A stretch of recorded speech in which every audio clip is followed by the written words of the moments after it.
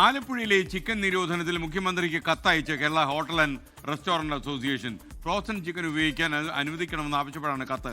വിഷയത്തിൽ ജില്ലാ ഭരണകൂടത്തിന് നിഷേധാത്മക നിലപാടാണെന്നും കത്തിൽ ചൂണ്ടിക്കാണിച്ചിട്ടുണ്ട്. യാത്രക്കാരും ജോലിക്കാരും വീട്ടിൽ നിന്ന് ഭക്ഷണം കൊണ്ടുവരാൻ മറക്കരുതെന്ന ജില്ലാ കളക്ടറുടെ ഫേസ്ബുക്ക് പോസ്റ്റ്. അശ്വിൻ പാലാഴി വിവരങ്ങളുമായി ആലപ്പുഴയിൽ നിന്ന് ചേരുന്നു. അശ്വിൻ, പറയൂ.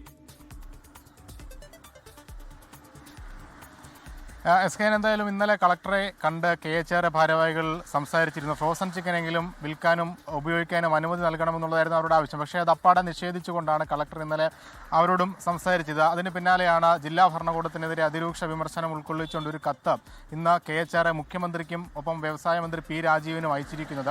അതിനു പുറമെ മന്ത്രി സജി ചെറിയാനെ ഇന്ന് ഈ ഭാരവാഹികൾ നേരിട്ട് കാണുകയും ചെയ്തിട്ടുണ്ട്. അതിൽ അവരുടെ ആശങ്കകളും ജില്ലാ ഭരണകൂടത്തിൻ്റെ ഭാഗത്തു നിന്ന് ഹോട്ടൽ ഉടമകൾക്കെതിരെ ഉണ്ടാകുന്ന ചില സാഹചര്യങ്ങളും പ്രവണതകളും ഒക്കെയാണ് പറഞ്ഞിരിക്കുന്നത്. എന്തായാലും അതിന് പിന്നാലെ ഈ കത്ത് കൊടുത്ത വാർത്ത പുറത്തു വന്നതിന് പിന്നാലെയാണ് കളക്ടറുടെ ഒരു ഫേസ്ബുക്ക് പോസ്റ്റ് കൂടി ഇപ്പോൾ ചർച്ചയാവുന്നത്. അത് ഒരു മുന്നറിയിപ്പാണ്.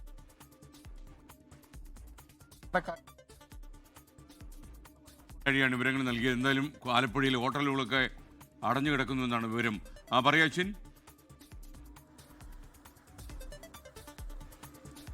എന്തായാലും ആ പോസ്റ്റ് ഒരു പരിഹാസ പോസ്റ്റായി കൂടിയാണ് ഹോട്ടൽ ഉടമകൾ അതിനെ കാണുന്നത്. അതിൽ മറക്കല്ലേ എന്നുള്ളത് ഒരു ഇൻവെർട്ടഡ് കോമയിൽ വലിയ അക്ഷരത്തിലാണ് ചേർത്തിരിക്കുന്നത്. ഈ ഹോട്ടൽ ഉടമകൾ കളക്ടർക്കെതിരെ അടക്കം മുഖ്യമന്ത്രിക്ക് പരാതി നൽകിയ അല്ലെങ്കിൽ കത്തിൽ അങ്ങനെ ഒരു പരാമർശമുള്ള സാഹചര്യത്തിൽ ആ പോസ്റ്റിനെ ഒരു പരിഹാസ രൂപേണ കൂടി അവർ കാണുന്നുണ്ട്. അതിലെ എതിർപ്പ് കളക്ടറെ അറിയിക്കും എന്നാണ് ഹോട്ടൽ ഉടമകൾ അറിയിച്ചിരിക്കുന്നത്. അതായത് ആ പോസ്റ്റ് അവരെ കളിയാക്കുന്നതിന് തുല്യമാണ് എന്നുള്ളതാണ് പറഞ്ഞിരിക്കുന്നത്. എന്തായാലും ഇന്ന് കടകൾ രാവിലെ പുറത്തുനിന്ന് വന്ന് ആലപ്പുഴയിൽ താമസിച്ച് ജോലി ചെയ്യുന്ന ആളുകളെയൊക്കെ സംബന്ധിച്ച് ഇന്ന് വലിയ ബുദ്ധിമുട്ടുള്ള സാഹചര്യമാണ്. എന്തായാലും ഇന്ന് പ്രതിഷേധ യോഗമൊക്കെ ഉച്ചയോടുകൂടി ഹോട്ടൽ ഉടമകൾ ചേരുന്നുമുണ്ട്.